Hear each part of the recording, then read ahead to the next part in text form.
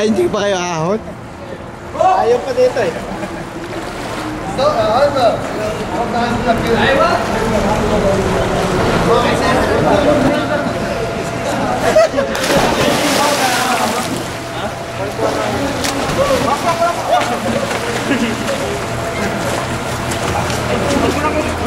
Tapos gimana?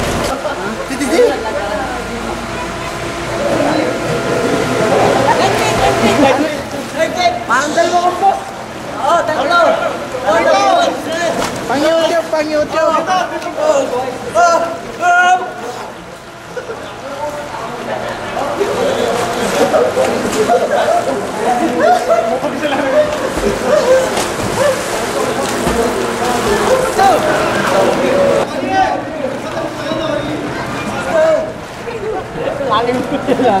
Ang ating mga papremyo, meron tayong dalawang cellphone, meron tayong dalawang mountain bike, meron tayong 4 na DVD, meron tayong isang TV, 21 inches, no?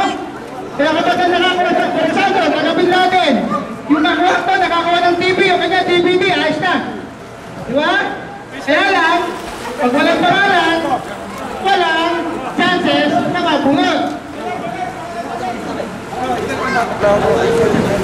Sa swimming pool? Oo. Dakilang lumikha ang may gusto na hanggang na lamang doon ang buhay ng kanyang alipin o ng kanyang nilikha. So, paghandaan natin ang araw ng paghukom na tinatawag. Dahil ang sabi nga ng Allah, ang malapit na kahulugan, katakutan ang darating na araw ng paghukom. Sapagkat sa araw na yaon, walang magulang ang matutulungan ng anak at walang anak ang matutulungan ng magulang. Ang bawat isa actually mamamatay at mananagot siya sa sarili niya ginawa. So tandaan natin mga mahal na kapatid, kahit saan tayo naroroon, tiyak naabutin tayo ng kamatayan dahil ang sabi ng Allah subhanahu wa ta'ala,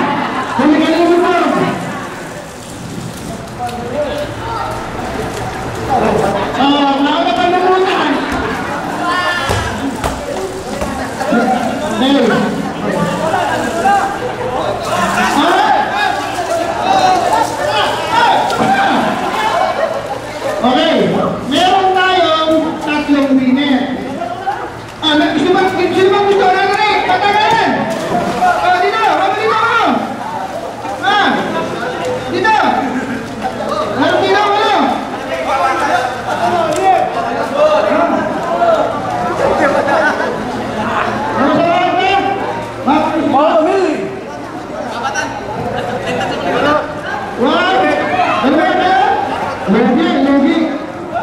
Lugi. Wala kayong kalaban, lugi.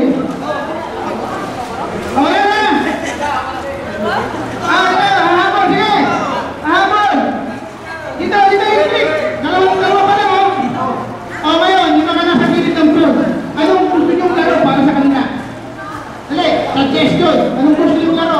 Suntungan sa ilalim. Wrestling sa ilalim. Kaya kayo. Wrestling. Siyempre, pwede ka na. Hindi talaga sa malalim. Pagkaalaman na.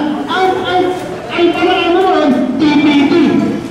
Ang training ron sa wrestling sa ilalim. Ito ba yun? TPT? Sige, patawag ko muna tayo ngayon kasi patakot na rin ng blue. Pag nag-wrestling na, TPT na rin yung bigay guys. Okay. 1. Nari ulit. Parang laki mo eh. Kamot sa more than 3. More than sinong winning. 1, 2, 3, 4, 5, 6, 7. Okay. Okay, tawo. Sinumbrado, no? Niyaya mo kung ganyan ang pananaw na, no? Naglalangay, araw ang papa mo. Diba? Okay. Dating kami, ha? Pinakamata ka na naman ba? Finally. Okay. 1, 2, 3. Maraya. Ano, kahit mauna ka mamaya, disqualified ka na.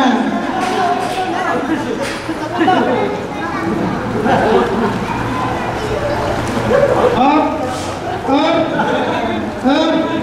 Sumipusap-pusap na, oh. Dalawa na. Tatlo na. Nagdaya ka pa kanina. Okay. Nalo, Sino na gusto mo dyan? Patagalan mo ulit. Sino ba? Ito. Magbumatang pagkalon.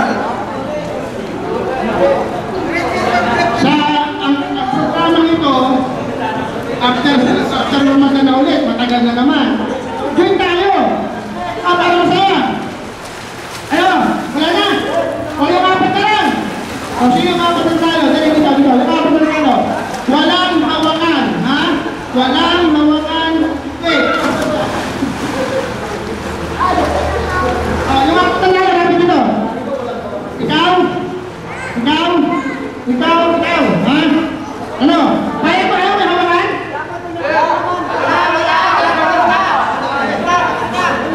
Mamaya. Ipasama mo sa akin. Sige.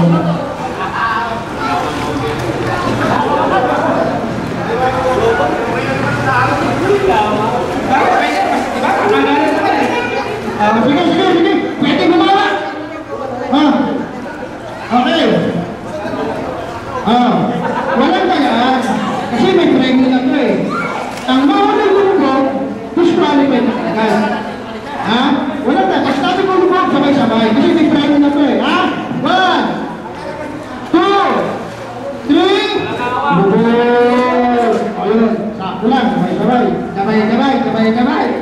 Sabay-sabay lumubog. Bago, gusto yung hininga dyan, nasa loob ng tubig.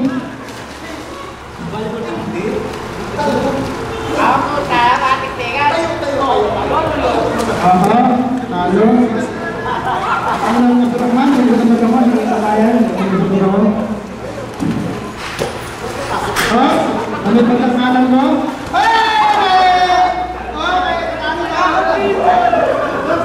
Segundo mo? Ano ang ulat mo? Sawa, wala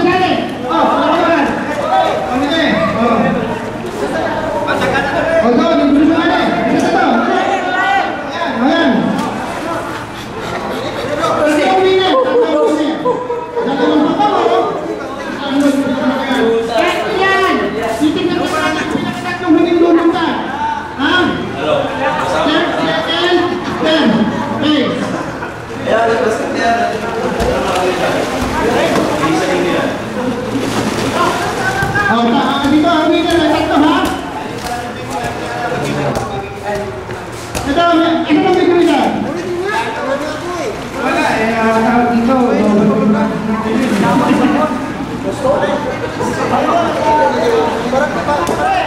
Ha?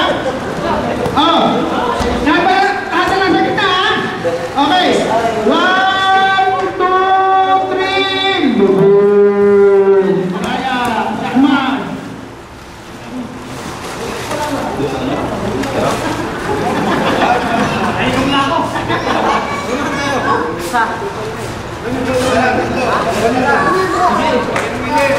Winner niya.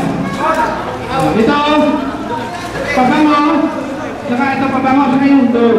Kaya tatlong winner ito. Anong ito? Sawa, anong gusto niya kabayan mo sa mga?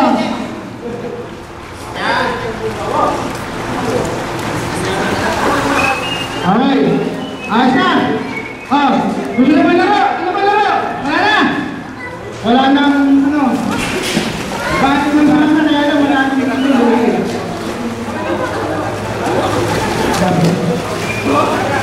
Ano? Ay, hindi mo siya natin. Ano ba tayo? Ano? Abulan. Sisit na, sisit. Kanila pa rin. Sige! Sige, palag ako dyan! Sisit! Sige! Basta yung sisit ha? O sige, dito ang gusto ako sumat. Hindi mo naman pala sasali. Ito makarequest ka eh. Sige! Sisit! Mula doon! Hindi, siguro muna dito. Hanggang doon. Sige! Sige natin yung mga maninisip niya. Sisit ha? Kaya doon! Ako, dito lang ako ng ulo ha? Kinuha ng tubig mo. Sisit na eh. Hindi mo naman sisit na ako. Ito magsisit kaya din. Diba? Pero magsisit na ako. Yun lang. Okay. Hindi na tayo na. Nasa ko na tayo.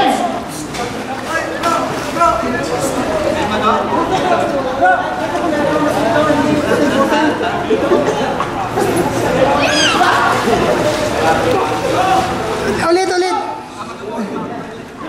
Okay na yan.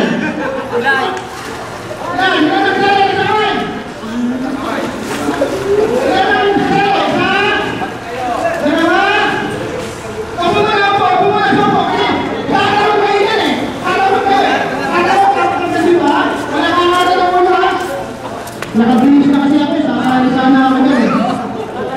Sayang.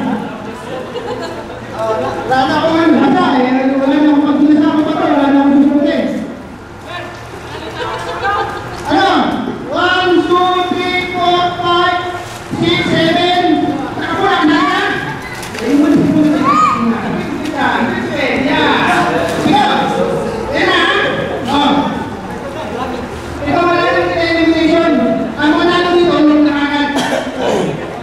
Ayos ba yun? Para hindi kaya ako gusto. So kami na lang, para ano. Lahat mo na mo. Pero wala nang siya ha. Puro mo kayo inusom.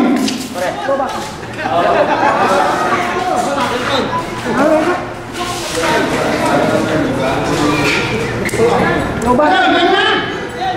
Okay. Ulitin na kayo ulit. Ano Mark?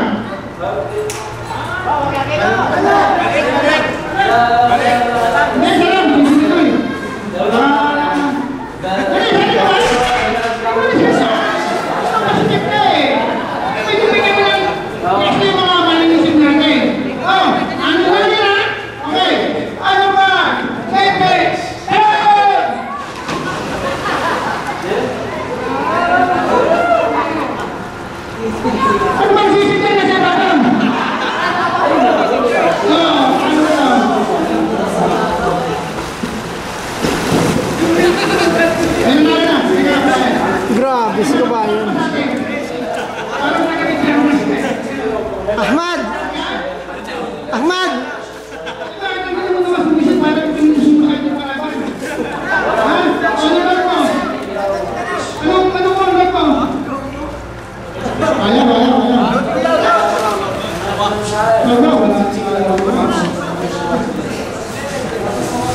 Pero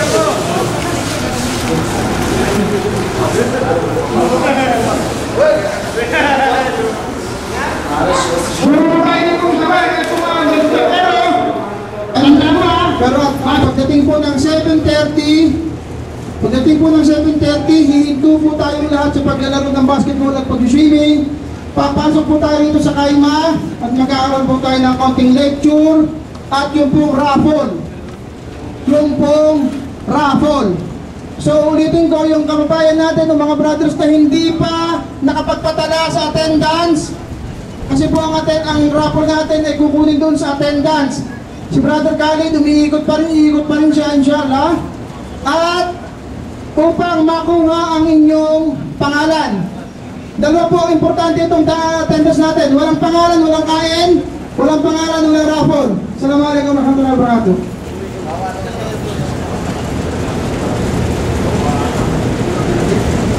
Ano natin na ang cancer ay napakatigas ng sakit. Ang mga hapaham o mga scholar ng Islam ay nagbigay pasya sa pamagitan ng kiyas na ang paninigarilyo ay haram. Haram po mga kapatid, haram, isang kasalanan. Dahil sinabi ng Allah subhanahu wa ta'ala sa banal na Quran, sabi niya, ayon sa pagkasalin nito sa ating wika, at huwag itapon ang inyong mga sarili sa kapamahakan at gumawa ng mabuti at katotohanan, minamahal ng Allah subhanahu wa ta'ala. Sa pinakamagandang hubog sa lahat na kanyang mga nilalang. 136 Hindi ba dapat natin pasalamatan natin siya?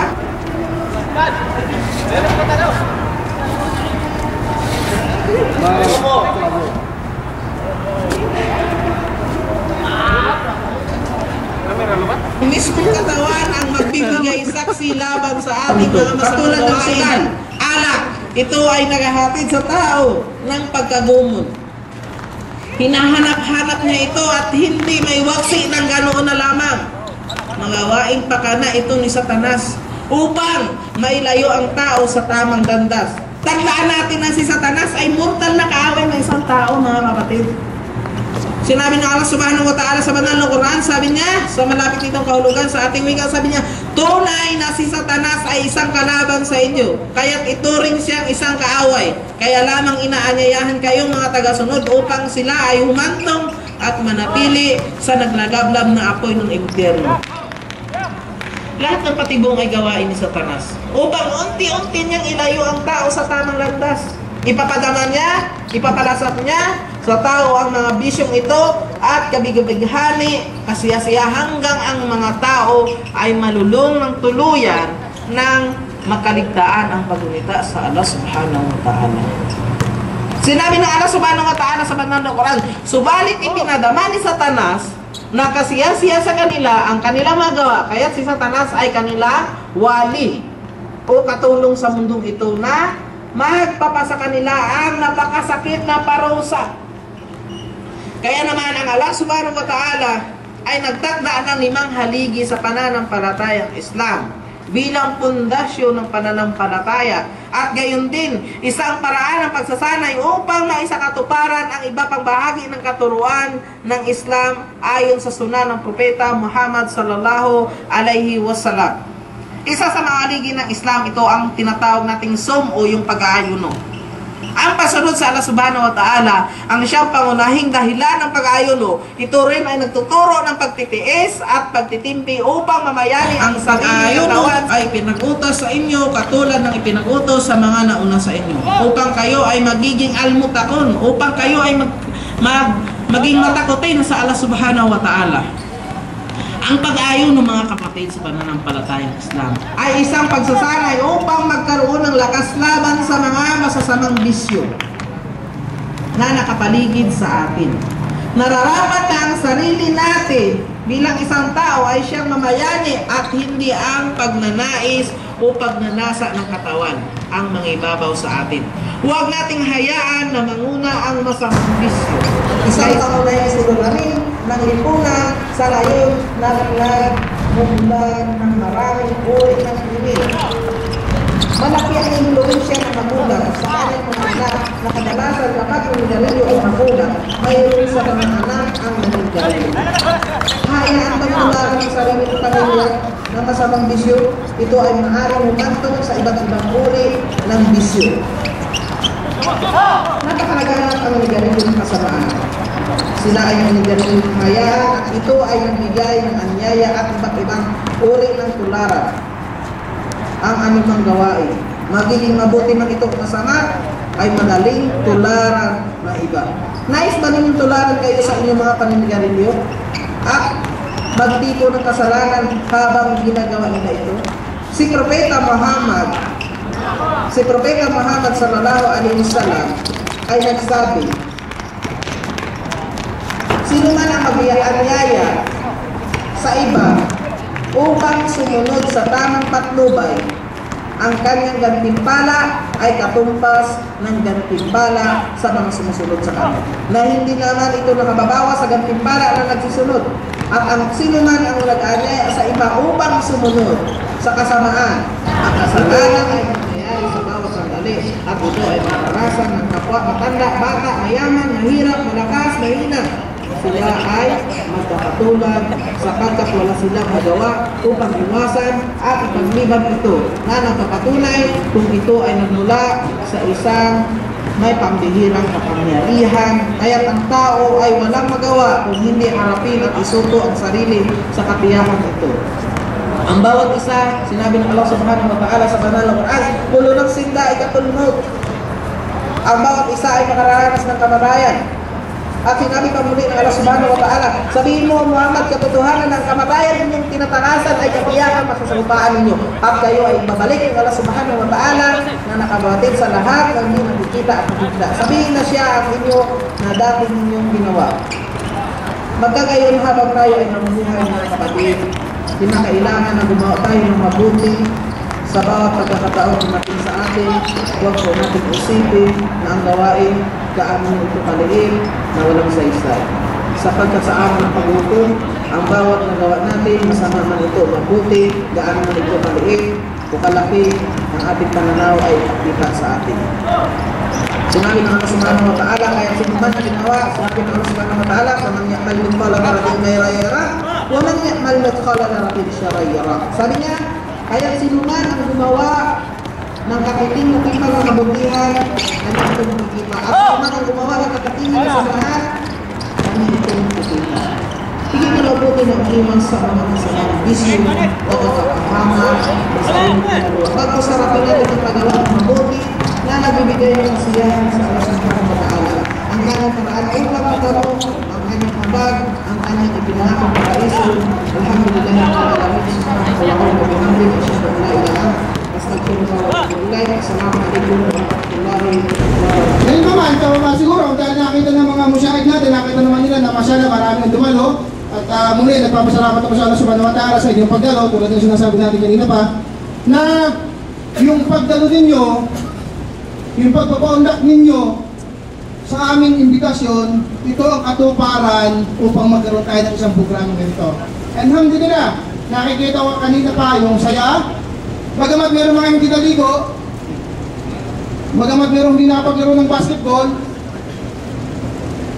eh nakikita kong nasisihan sila sa pagpunta nila rito. Alam, alanos pa siya, no? Kasi hindi ko naman natin pwede musgan ng yung kalooban. So ngayon, meron mga kamamayan sa labas, yung mga naliligo. May nagpo-football. Jibril! Oh, may brother na pupunta dyan, ha? Total, tapos na yung time na ibinigay namin sa inyo para doon sa recreation ninyo. Ngayon naman ipagbigyan nyo kami, no? Doon sa paanyaya. Yung mga taga-Bin Laden, sino mga taga-Bin Laden? Tasamay?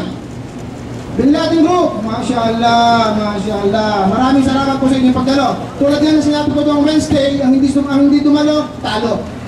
Ha? Kasi kita nyo naman, mula kanina, lahat ng sinasali namin sa game na nagwawagi, ay merong akibat kaagad na regalo. Hindi ito mamahalin, no? Hindi ito mamahalin. Alam natin ang presyo ng mura, pero ang mahalaga po nito, yung pagbibigay at yung pagtanggap. Diba, siguro dahil tayo sa time na wala na, na darating tayo dun sa medyo mamahaling regalo, pero inshallah, susunod na mga program yon. No? Kung ang pabango ngayon ay tag 50 reals, sinungaling, tag 5